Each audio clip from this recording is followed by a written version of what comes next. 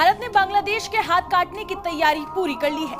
यूनुस की गर्दन दबाने के लिए, उसकी जिहादी सोच और नफरत को ठिकाने लगाने के लिए भारत ने बहुत बड़ा कदम उठा लिया है, जिसने कट्टरपंथियों की जमीन खिसका दी है। भारत के नए एक्शन ने पूरी दुनिया को चौंका दिया है। গদি মিডিয়া কুত্তার মতো খালি গেউ গেউ গেউ করে বাংলাদেশ দল ফেলতেছে। মোদি বাংলাদেশের ইটা করলে বইটা করে নেব। আচ্ছা, বাংলাদেশের আমরা কতটুক এটা একটু দেখে আসি না। বাংলাদেশের সাথে পাঙ্গা নিলে এটা খুব কষ্টে হবে। আমি কয়েকটা মিটিংয়ে বলেছি, অ্যাটম বোমার ভয় দেখায়েন না, নিউক্লিয়ারের ভয় দেখায়েন না। আমাদের অনেক বন্ধু রাষ্ট্র আছে যাদের কাছে নিউক্লিয়ার বোম আছে এবং তারা দিতে রাজি আছে। সুতরাং আপনি ব্যবহার করবেন, আমরা এখানে কলা চুষবো, এটা হোক, এখান থেকেও নিউক্লিয়ার বোম লঞ্চ করা হবে। টিট ফর ট্যাট, বন্ধুত্ব চান বন্ধুত্ব, শত্রুতা চান শত্রুতা। মোদী সাহেবকে বলবো আপনারা বয়স হয়েছে। একদমই তো বাংলাদেশের মানুষ কতটুকু প্রস্তুতি নিয়ে আসে। ইন্ডিয়ার সাথে যদি কোনো সময় কোনো ক্রমে যুদ্ধ হয় বা কোনো ক্রমে কিছু হয়, তাহলে কতটুকু আমরা আমাদের প্রস্তুতি। চীন তো আছে, পাকিস্তান আমাদের সাথে আছে ইনশাল্লাহ।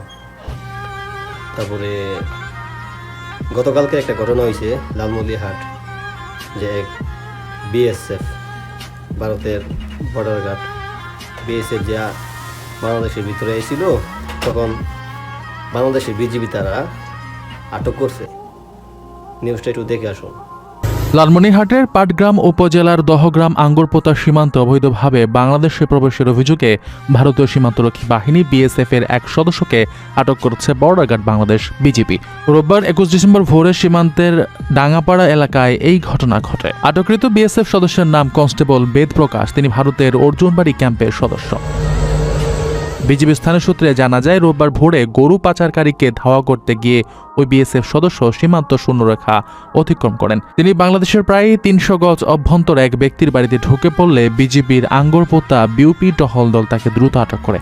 এ সময় তার কাছ থেকে একটি শটগান, 2 রাউন্ড গুলি, একটি ওয়্যারলেস সেট ও একটি মোবাইল ফোন জব্দ করা হয়। 51 BGB battalion sector commander lieutenant colonel Selim Al Din বিষয়টি নিশ্চিত করে জানান, এ নিয়ে বিএসএফ এর উচ্চ পর্যায়ে যোগাযোগ চলছে এবং পরবর্তী কার্যক্রম প্রক্রিয়াধীন। বর্তমানে ওই বিএসএফ সদস্য বিজিবি হেফাজতে রয়েছেন।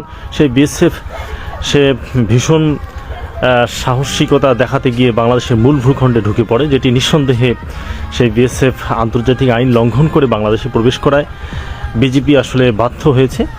সেই বিএসএফ বুঝতে তো পারতেছেন, বাংলাদেশের বিজেপি তারা ভারতের, এটা প্রথম দফা না, এর আগেও কয়েকবার আপনারা জানেন, শেখ হাসিনা যখন পলায় যায় তারপরের দিনে কিন্তু আপনার বাংলাদেশের বিজেপি কিন্তু ইন্ডিয়ার বিএসএফ এর কিন্তু আটক করছিল এবং কি পাওয়া দইরা মাপ সব ছেড়ে গেছিল। জনগণ ছিল তাদের সাথে, গণদোলার সাথে, যখন তাদেরকে গণদোলা যায়। তাই আমি বলতে চাই যে দাদা বাবুরা, আপনারা এত লাফালাফি করেন না, কারণ বাংলাদেশের সাথে কোনো সময় পারবেন না। ইনশাল্লাহ বাংলাদেশের সমস্ত জনগণ সচেতন আছে, বাংলাদেশের টহল করেন না, যে আপনাদেরই ক্ষতি হবে। ধন্যবাদ সবাইকে, সবাই ভিডিওটা পর্যাপ্ত পরিমাণ শেয়ার দিবেন, এই অনুরোধ। ধন্যবাদ সবাইকে।